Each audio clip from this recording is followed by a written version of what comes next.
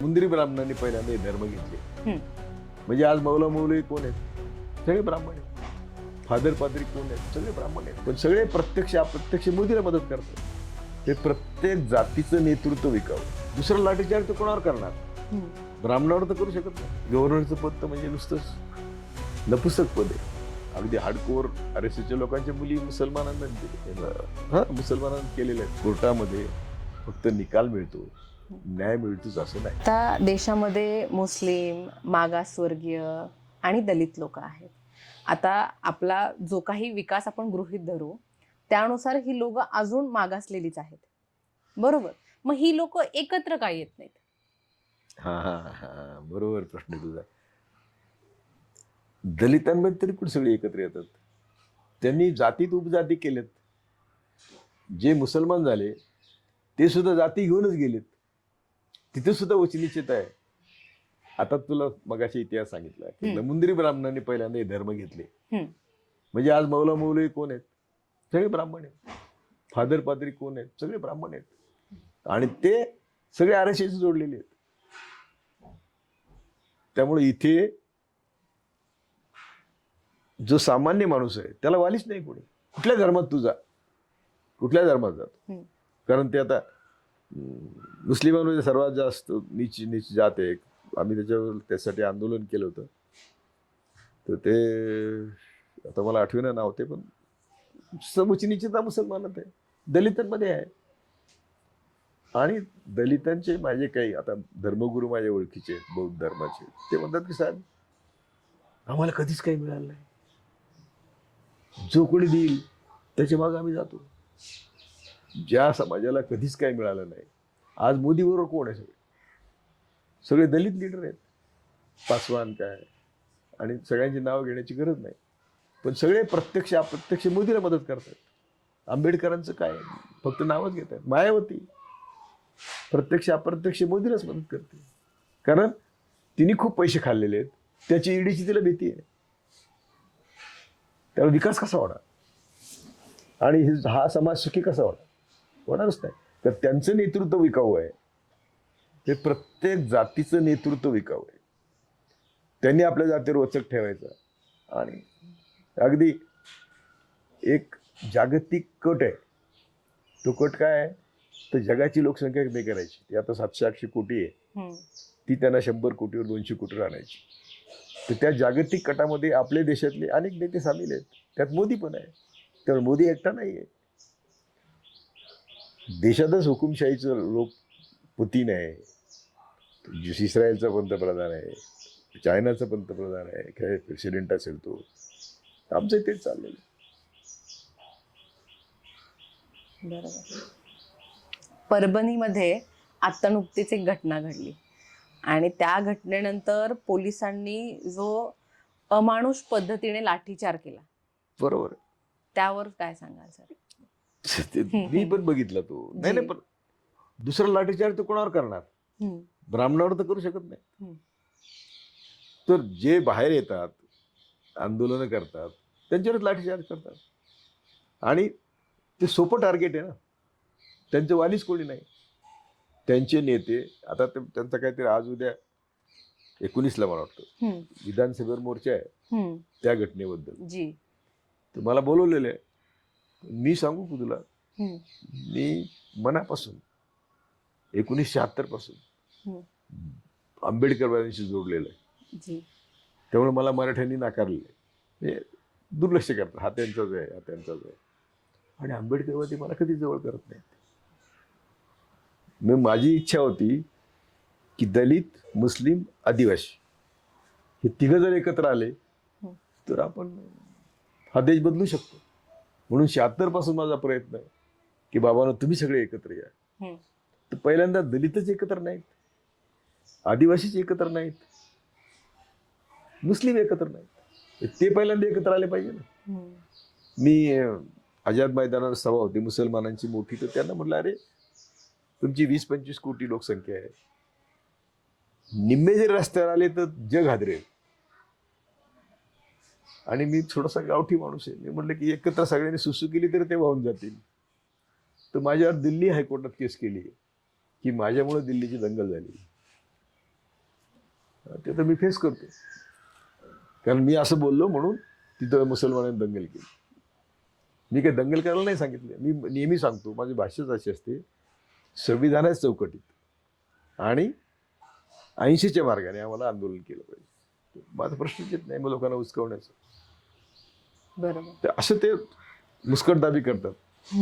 सगळे आमचे जेव्हा त्या माझ्यावरच्या केसेसचा उल्लेख करू नये असं आमच्या मुलाचं म्हणणं आहे, सोडून देऊ शकतो आता. पण मला मुस्कटदाबी माझी चालू आहे.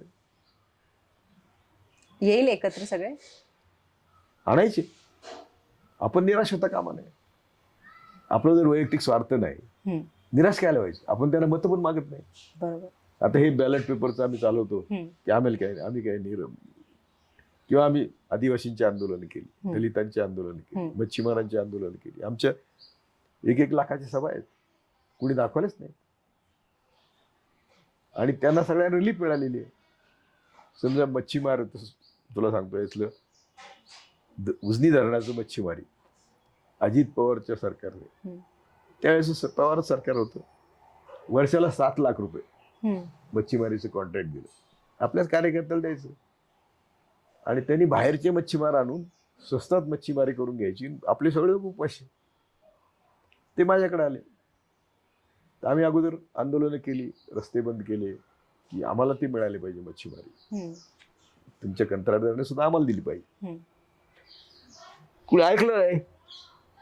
आम्ही हायकोर्टात गेलो आणि हायकोर्टाला सांगितले की आम्ही दररोज 7 लाख रुपये द्यायला तयार आहे. हे वर्षाला 7 म्हणतात ना, 7 लाख दिले त्यांनी, आम्ही दररोज 7 लाख रुपये द्यायला तयार. तर हायकोर्ट म्हणजे एवढे कशाला देता तुम्ही, 1 कोटी रुपये वर्षाला. तर तशी ऑर्डर केली हायकोर्टाने. आता आमचे शेकडो मच्छीमार दररोज हजारो रुपये मिळवतात, तेच मच्छीमारी करतात. तर कोर्टाचा स्टे उठवायला कोणी येतच नाही, कारण तुम्हाला ग्राउंडच काय. तसंच आम्ही भूमिहीनांना जमिनी दिल्यात.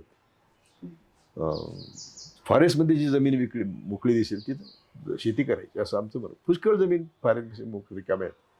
त्यांनी तिथं उत्कृष्ट विहिरी घातल्या, शेती केली. आता ज्या JCP वाल्यांनी त्यांच्या विहिरी करून दिल्या, त्या JCP जप्त केल्या आणि त्याला जेलमध्ये टाकलं. कारण आमच्या लोकांना ते हातच लावू शकत नाही. मी त्यांना शिकवलंय आदिवासी, जेलला काय व्हायचं, जायचं आणि यायचं. त्यामुळे आम्ही ते खुशीत जेल जातात बायका. मी महिलांचा जास्त वापर करतो आंदोलनात. आणि मी महिलांच्या आंदोलनामुळे मी मोठी मोठी आंदोलनं अशी जिंकलेली आहेत की कोणी जिंकलेली नाहीत. भारतात माझ्या इतकी आंदोलनं कोणी जिंकलेली नाहीत. पण माझं नाव नाही, कारण मी बामण नाही. तर ती सगळी महिलांच्या जीवावर जिंकली. कारण पहिली तर गोष्ट, महिला पोलिसांची भरती माझ्यामुळे झाली महाराष्ट्रात. कारण महिला पोलीसच नसायचे. आणि आम्ही महिला असल्याशिवाय, पोलीस असल्याशिवाय हात लावून द्यायचो नाही पोलिसांना. अटक कशी करणार. त्यांना सांगायचं पडा आडवे, त्यांनी उचलून ठेवलं पाहिजे आपल्याला. ते कसे उचलणार. मी स्वतः हजर असायचो. मग काय करायचं, सोडून द्या, मी नाही करू शकत काही, म्हणून पोलीस आम्हाला सोडून द्यायचे. तर महिलांनी पुढाकार घेतला तर हा देश बदलू शकतो, आंदोलन होऊ शकतं चांगलं मोठं. ते व्हायला पाहिजे ना. तुझ्यासारखी पुढे आली पाहिजे. मी नक्कीच प्रयत्न करेन सर. अजूनही म्हणजे आम्ही पण ती एक वारसाच घेतला तो, आणि तो आता पुढे नेतोय या दैनिकाच्या मार्फत असेल. फार चांगलं, फार चांगलं. तुझ्या वडिलांचं अभिनंदन केलं पाहिजे.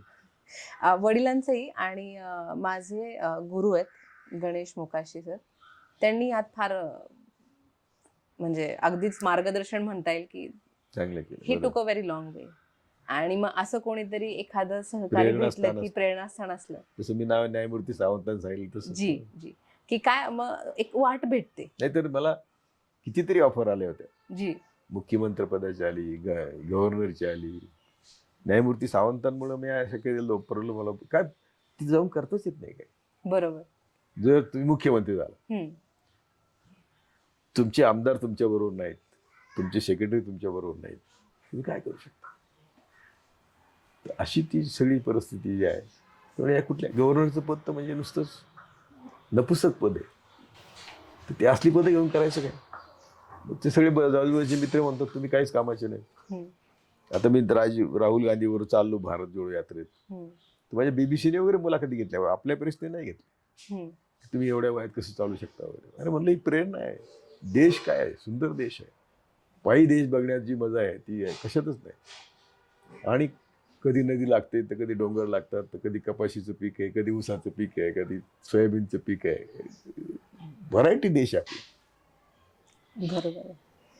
ते काय केलं, वडिलांची फार इच्छा होती की मुलीने पुढे जावं, त्यामुळे वडिलांनी कधीच कुठल्या गोष्टीत अडवलं नाही. चांगली की तू जे म्हणशील तुझं आयुष्य आहे, तुझे निर्णय आहेत, व्हेरी गुड. शेवटी तुलाच जगायचंय.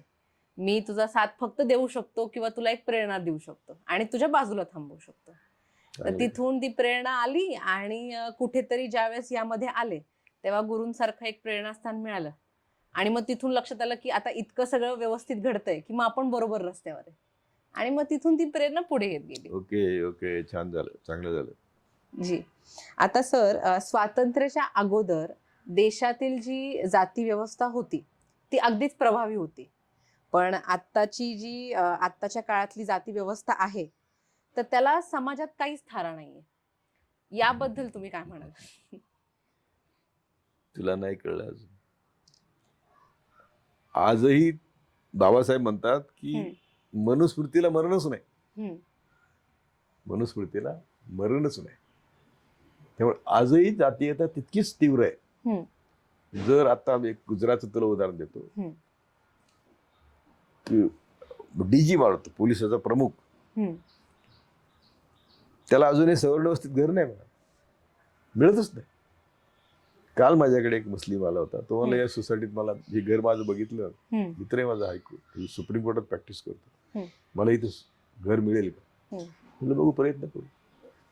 पण मिळेल का असं त्यांना शंका येते. त्यामुळे जातीयता नाही हे चुकीचं आहे. प्रखर जातीयता आहे आत्ता सुद्धा. फक्त ते काय करतात, त्यांचं लिखित आहे की खालच्या समाजातील लोक जर IAS IPS अशा पदावर गेले तर ब्राह्मणांच्या मुलींनी त्यांच्याशी लग्न करायचं, नाहीतर ह्या सगळ्या मुलींना वेश्या व्यवसायाला लावायचं.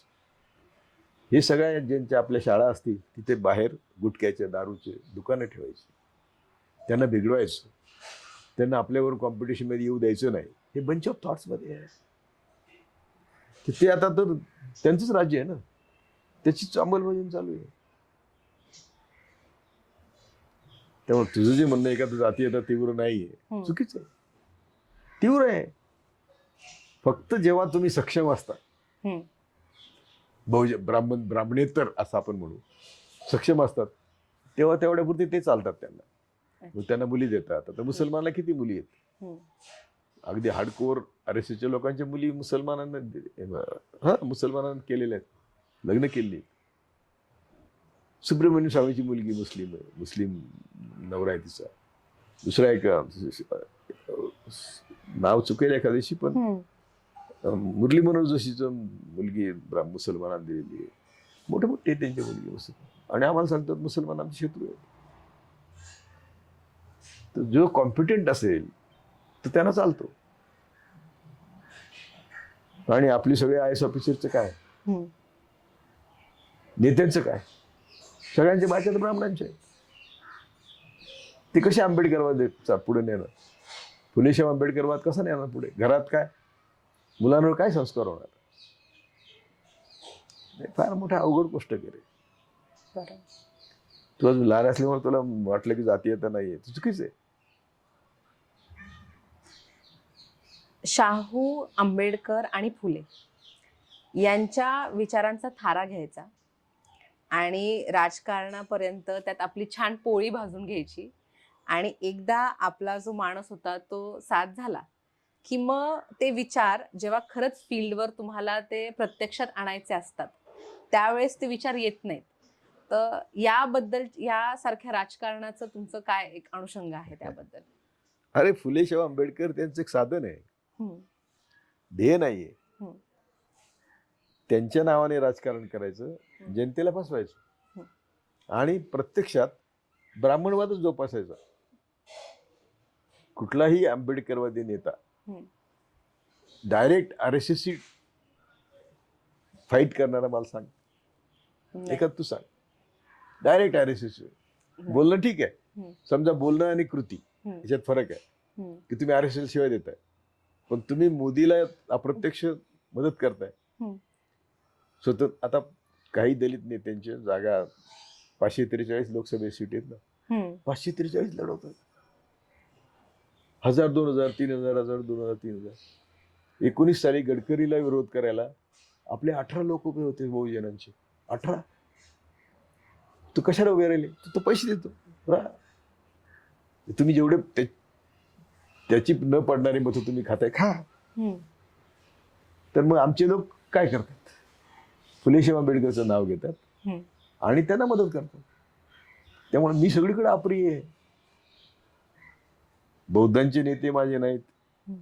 मुसलमानांचे नेते माझे नाहीत, मौलवी माझे नाहीत, कारण मी फक्त खरं बोलतो. आणि हे म्हणजे अव्यवहारी असतात. हे कोळशे पाटील म्हणजे अव्यवहारी आहेत. एक माझा 91 साली मी एक इलेक्शन लढवलं लोकसभेचं, तेव्हा त्यात दानवे जे आहेत हम्म. ते माझे कार्यकर्ते असते म्हणतात, मला आठवत नाही त्यावेळी 91 साली. जी. आणि ते माझ्या तरुण मित्राला सांगतात, अरे कोळशे पाटील नाद नको लागूस. मी त्यांचा कार्यकर्ता होतो, त्यांच्या नको नाद लागूस म्हणे. त्यांच्याकडून काहीच मिळणार नाही. ते काय मिळवायचं? ते असं काहीतरी पदं मिळवायची, अशी मंत्रीपदे मिळवायची. तर मंत्रीपदं मिळून तुम्हाला, समजा आता रामदास आठवले माझे चांगले मित्र होते, हम्म. ते म्हणले की या माझ्या घरी दिल्लीत आले की. म्हणलं तुझ्या घरी येऊन काय करू? तू मोदीला सांग की देशातल्या सगळ्या मुली फुकट शिकवा, हम्म. की मी तुझ्या घरीच येऊन राहतो म्हणलं. हम्म. सांग ना मोदीला, भेट तरी मिळते का? ते असं जेव्हा वापरलं जातं आपल्या लोकांना, तेव्हा काय करायचं? ही पदं कशासाठी आहेत? याच्यातून तुम्ही काय साधता? किती पिढ्या तुम्ही मागे नेत आहे? देश आपला 10 वर्षात 500 वर्ष मागे गेलाय. नको ते डोक्यात गेले लोकांच्या. म्हणजे आता सकाळी मी एक मुलाखत ऐकत होतो.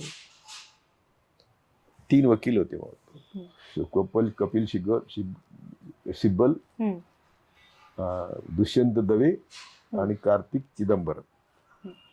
त्यातले एक वकील असं म्हटलं की मोदी लोकांना मूर्ख बनवण्यात यशस्वी ठरलेला आहे. त्यांनी सगळ्यांचं भेजा सडवण्यामध्ये यशस्वी ठरलेला आहे. तर तो मोदी नाही, तो टोटल ब्राह्मणवाद आहे. ज्या ब्राह्मणवादाने आम्हाला 5000 वर्ष स्वर्ग नरकात अडकवलं, तोच आम्हाला अडकवतोय आता.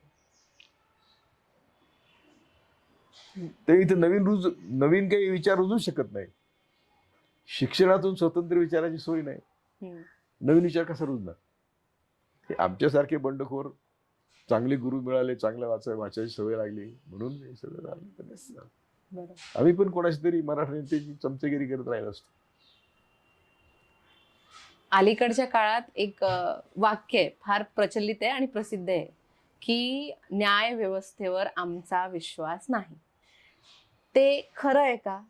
आणि जर आहे तर तसं का? मी तर स्वतः न्यायमूर्ती होतो तेव्हापासून मी म्हणतो हम्म. की कोर्टामध्ये फक्त निकाल मिळतो, न्याय मिळतोच असं नाही. कोर्टामध्ये फक्त निकालपत्र येतं, त्याच्यातून न्याय येतो असं नाही. पण हल्ली 10 वर्षात तर न्यायाचं स्वप्नच पडायला लागलं आम्हाला. आम्ही आंदोलन चालवली अंबानी विरुद्ध 2014 पूर्वीची, आणि त्या आंदोलनात आम्ही 100% जिंकलो. सगळ्या पक्षाने मिळून अंबानीला पेन, पनवेल आणि उरणमधली 45 गावं दिली होती.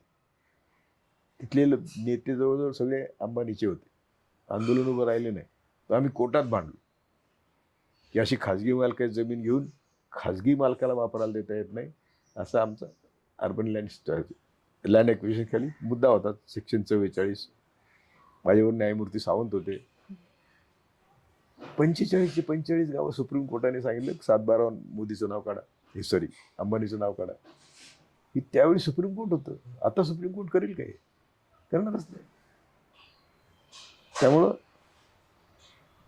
सगळे जजेस वाईट असतात असं मी म्हणतच नाही, पण हल्ली आता सर्रास, आता परवाच ते मशिदीत कर्नाटकामध्ये जय श्रीराम म्हणा म्हणून काहीतरी असा एक प्रश्न निघाला. तर इव्हन सुप्रीम कोर्ट जजेस परवा म्हणतात की काय चुकलं ते. अरे मग आम्ही देवळात येऊन नमाज पडायचं का? असं तडफडून, असं हे वाक्य माझं घेऊन असे तडफडत असतील ना आपले लोक, की त्यांच्याच मशिदीत जाऊन तुम्हाला जय श्रीराम म्हणायची गरज काय? आणि त्याला जर तुम्ही जजेस असं म्हणतात की आम्हाला विचार केला पाहिजे याच्यात गुन्हा काय होतो. तुम्ही तुमच्या सुप्रीम कोर्टाला एवढे पॉवर्स आहेत, हायकोर्टाला पण एवढे पॉवर्स आहेत, तुम्ही डिरेक्शन देऊ शकता की हे कशा करता तुम्ही, नंतर बघू कायदा. तुम्ही ओपनली असं बोलताय की तसंच झालं, ते ज्ञान वापसीचं असंच झालं की 91चा कायदा असल्यामुळं नवीन तुम्ही डिस्प्यूट घेऊ नका. ते घेतलं येईल चंद्रचूड, आणि आता ते देशभर पसरलंय. तर हे आग लावण्याचं काम न्यायमूर्तींतर्फे होतं, ही फार दुर्भाग्याची गोष्ट. म्हणून आता सध्या लोकांना तर वाटतंय, जे प्रॅक्टिस करणारे लॉयर आहेत ते कधी असं बोलूच शकत नाही, परंतु मुसलमानांचा द्वेष कसा असतो वगैरे गोष्टी ज्या आहेत त्या सगळ्या मी स्वतः अनुभवल्यात. मी जज असताना आमचे ब्रदर जज म्हणायचा की ते मुसलमानांची भाषा मुसलमानाबद्दल चांगलं बोलायचीच नाहीत ते, पण यांना ताणलं पाहिजे म्हणायचं. तुम्ही म्हणायचं ताणायचं कसे करता? आपण ईश्वर आहोत, आपल्याला सगळे सारखेच आहेत. तर मग ते चपापून राहायचे, अरे हा आपल्यातला नाही. तर हे जे सगळं आहे ते त्यावेळी जर होतं 90च्या पूर्वी, 2014 नंतर तर फार सगळ्यांनी सोडून डोक्यालाच गुंडाळलेलं आहे.